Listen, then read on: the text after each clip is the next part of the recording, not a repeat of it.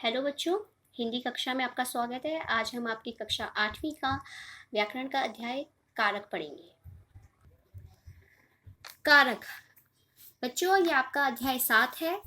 तो आज हम इसके बारे में समझेंगे, कारक और कारक के भेद के बारे में। देखिए, संज्ञा या सर्वनाम के जिस रूप से उसका संबंध वाक्य में क्रिया के साथ जाना जाए उसे कारक कहते हैं। कारक को प्रसक अथवा विभक्ति चिन्ह भी कहते हैं। अर्थात क्या होता है, जो संज्ञा सर्वनाम मतलब कि जो संज्ञा और सर्वनाम जो शब्द होते हैं उनके साथ क्रिया से जाने जाते हैं। मतलब कि इन चिन्हों के बिना तो हम वाक्य मतलब कि अधूरे से व्यतीत होते हैं। अब देखिए, जैसे कि आपको फ्लो चार्ट दिख रहा है कि कारक है, ये जो कारक है इसके भेद कितने हैं। तो कारक के भेद 8 होते हैं बच्चों। देखिए, कर्ता, कर्म, कर्ण, संप्रदान, अपादान, संबंध, अधिकरण और संबोधन। ये कारक के 8 भेद हैं। आपको याद होना चाहिए कि कारक के कितने भेद होते हैं। कारक के 8 भेद होते हैं। अब बच्चों, कारक के भेदों के जो हमारे प्रसक और चिन्ह, जैसे इसमें बोला है कि प्रसक अथवा विभक्ति चिन्ह भी कहते हैं इसे। तो कारक के कौन से भेद हैं, जैसे कि मैं पढ़ रही हूँ। देखिए, ये कारक हैं और ये इसके प्रसक के चिन्ह हैं।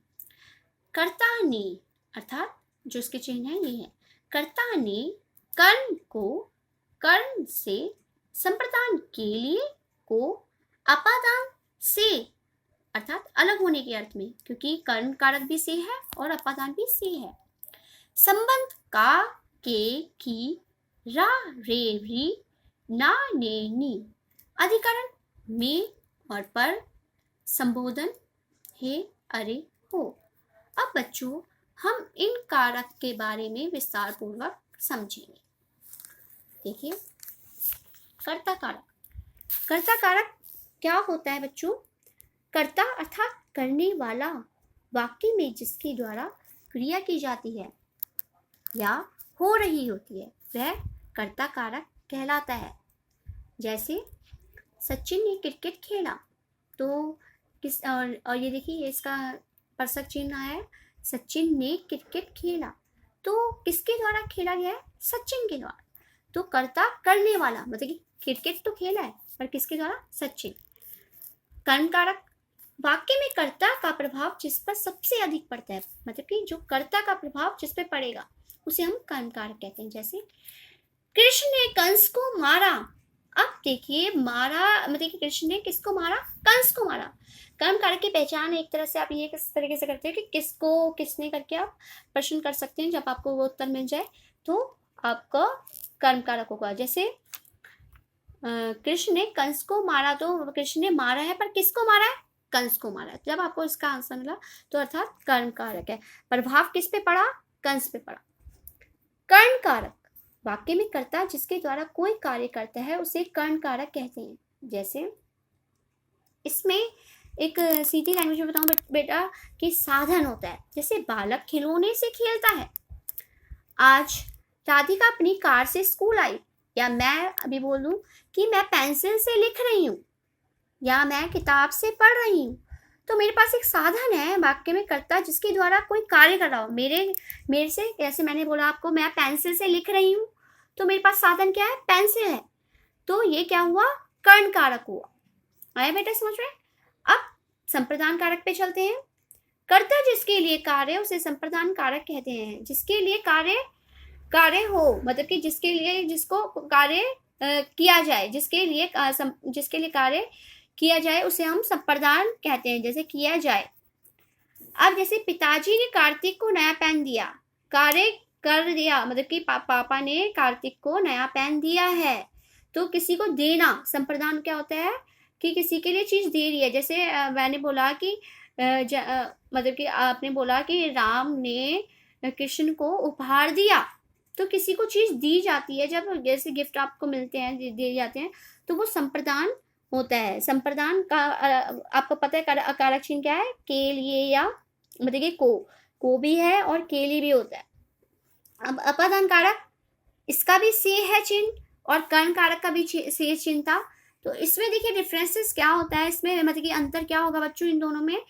उसमें तो साधन था कि मैंने कहा मैं पेंसिल से लिखती हूँ, या बालक खिलौने से खेल रहा है। अब इसमें बच्चों आपको 3 बातों का ध्यान रखना बहुत जरूरी है। अपादान कारक में बच्चों जिसमें कर्ता का किसी वस्तु से अलग होना पाया जाता है उसे हम अपादान कारक कहते हैं। अलग होना, एक अलग होना होगा बेटा, एक होगा तुलना करना और एक होगा डरना, मतलब कि भय।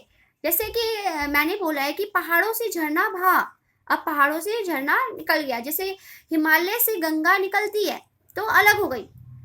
मीरा ने पेंसिल बॉक्स से पेंसिल निकाली, मतलब कि मीरा ने पेंसिल बॉक्स से पेंसिल निकाल चुकी है, वो पेंसिल बॉक्स में नहीं है तो उससे अलग हो गई है।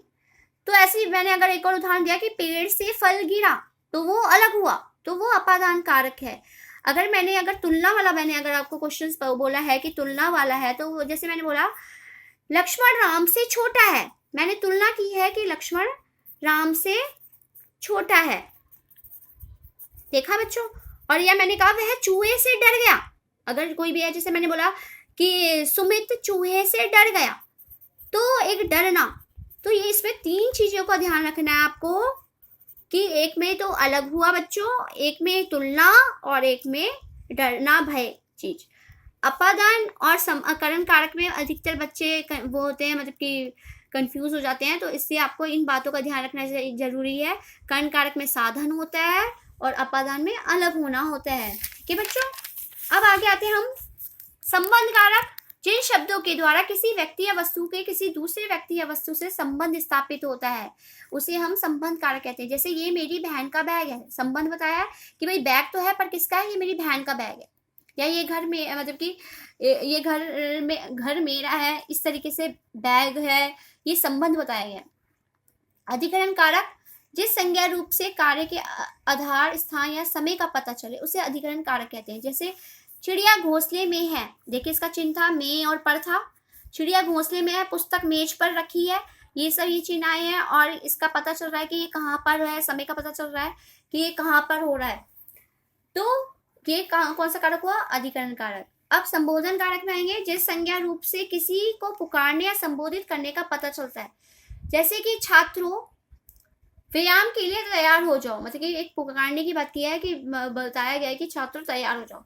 या हे भगवान अब मैं क्या करूं, भगवान को हम पुकार रहे हैं कि भाई भगवान हम क्या करें। अरे शाम कहाँ चले गए, जैसे उसको ने भी शाम को पुकारा है, संबोधित किया है, इन वर्डों को संबोधित किया है, इनको हमने संबोधित किया है, तो वो वर्ड संबोधन कारक होंगे। तो आप अच्छे से कर पाओगे, मतलब कि पूरे कारक की परिभाषा, इसके चिन्ह और आप डिफरेंसेस पे बता सकते हो। आशा करती हूँ आपको ये समझ में आया होगा। धन्यवाद।